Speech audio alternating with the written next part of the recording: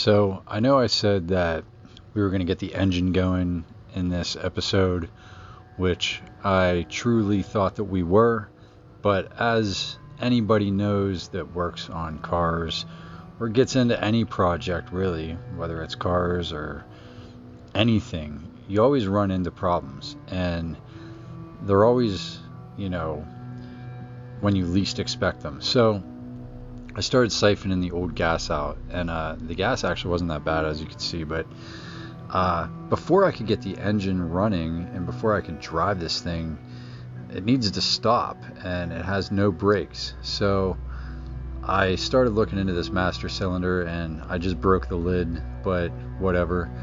This thing's all corroded and pretty rough, so I figured it was seized up in some way or messed up, but I gave it the best shot that I could. I was pumping the brakes, then I would go back into it to see if it was lowering at all, and there was nothing coming out of it. So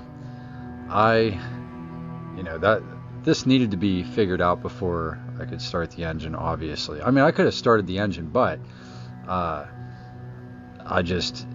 there's other problems at hand, which you'll see in a minute. But first I figured I'd mess with the brakes and see if I could get some kind of pressure just to make it stop, even if it only stopped a little.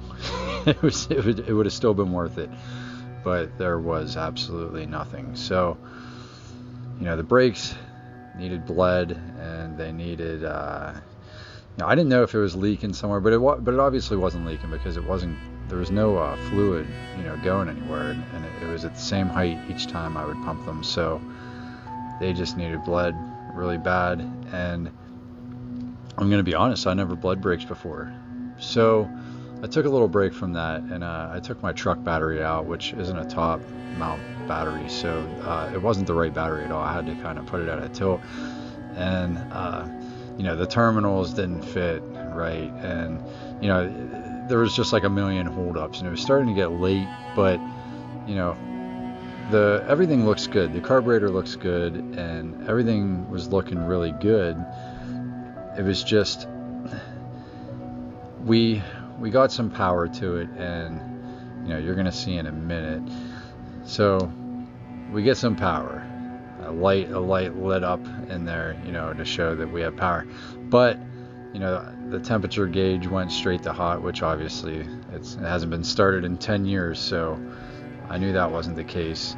And ultimately I found out that the starter was no good. It wasn't even trying. It would, you could just tell it was the starter. So I got the starter taken out, and I took it to my local parts store, and it definitely was the starter. It was it's seized up. It's a goner. It's from 1958. It was the original starter. So I ordered a new one, and then today, as I'm doing these brakes, which is the next day, the part was supposed to come in, the starter, and it was the wrong one, so they had to reorder it. So I figured I would just spend the day focused on the brakes, so then when I do get the engine started, I can feel a little more confident, and I can actually take it for a spin, hopefully, and be able to stop. So the new master cylinder did come in, and I got another single. I do eventually want to upgrade it so that I can have separate front and rear brakes, so that if this thing does go, I will have at least front or rear, one or the other, instead of losing all of them, which is kind of a good idea. But the old one was rough. I mean, take a look at that. It hadn't been replaced ever. It's the original one. So I am going to keep it there, and I am going to try to refurbish it, because ultimately I don't think there was anything wrong with it, as you'll see. But got the new one, the replacement. It's the same exact thing, identical. There's no difference, and it was only $35, so it's not like it broke the bank or anything. But I feel a little bit better having a brand new one on there anyway. But ultimately I could have left that old one on, but you live and you learn, I guess. Everything that I do to any of these vehicles is definitely a learning experience. So I put the new one on, and I get it. I need to bleed the brakes properly. You can't just slap this on and it's going to magically work. I get it. but I'm only one person show here. I didn't have any help at the time. I didn't have someone to pump the brakes while I bled them. But in a second here, which I don't show it, but my neighbor does come over, and I didn't film it because I was just too in the moment. But after I get this on, my neighbor does come over and he pumped the brakes for me while I loosen and tighten the brake line bolts to let some. I just wanted to see if they were working properly, and they were. When he hit the brakes, fluid came out of each one that I hit, and you have to do it in a certain order, which I didn't do it in that right order. I just wanted to try to get pressure back, and I wanted to get pressure back into the pedals so that I could at least stop. And after the slow, boring process of putting each nut back on this, I just go straight to the magic. So I did the same thing. I was pumping the brakes, and